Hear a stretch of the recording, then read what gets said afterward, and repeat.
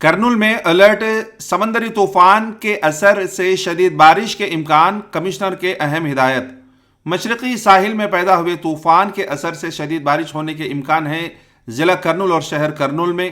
اسی سلسلے میں کرنول میونسپل کمشنر وشوناتھ نے تمام آفیسرز کو ہدایت دی کہ وہ پوری تیاری کے ساتھ تیار رہیں اور مدد ریہیبلیٹیشن کے انتظامات کو جنگی بنیاد پر فوری شروع کر دیں۔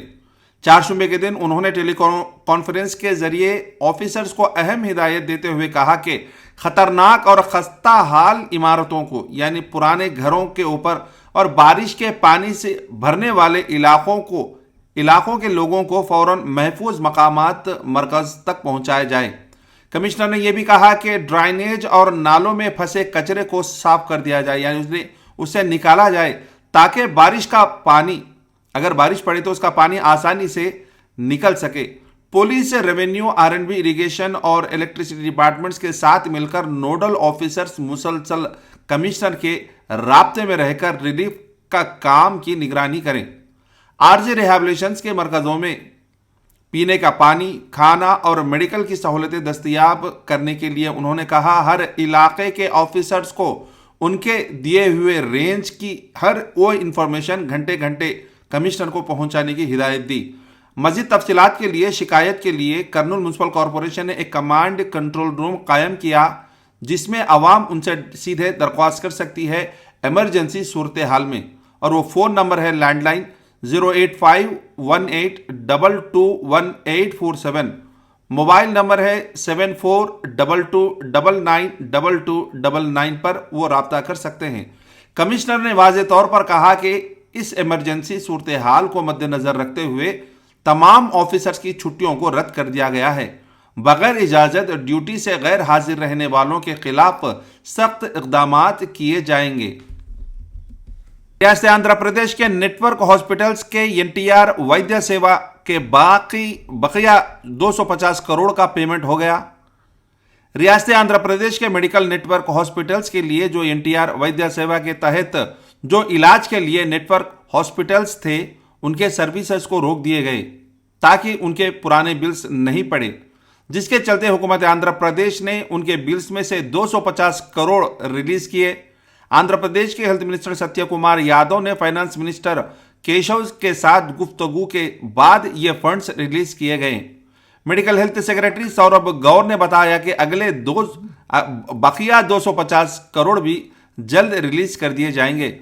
گور نے نیٹ ورک ہاسپٹل کے مینجمنٹ ایسوسی ایشن کے ذمہ داروں سے ملاقات کرتے ہوئے بتایا کہ پیشنٹس کو کسی بھی طرح کی پریشانی نہ ہو اور میڈیکل سروسز لگاتار چالو رہیں۔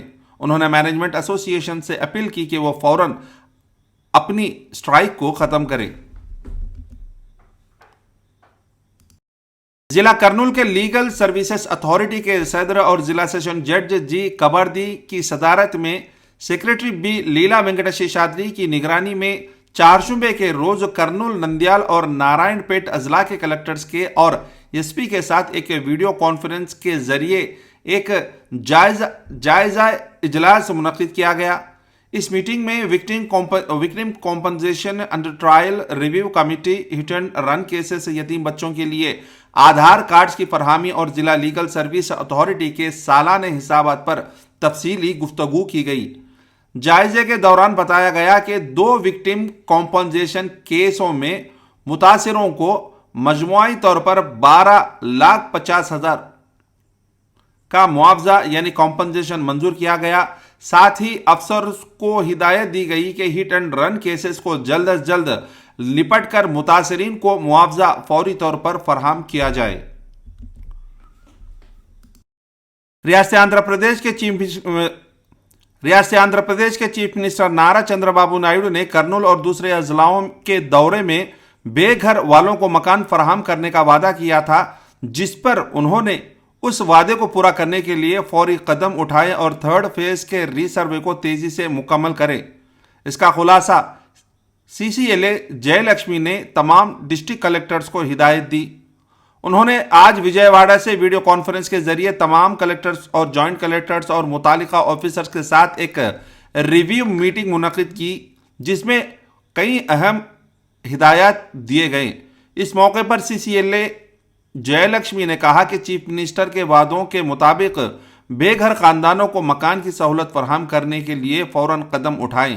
ہاؤسنگ فار آل پروگرام کے تحت کالونیز کے مسائل حل کر کے ریویو مکمل کریں۔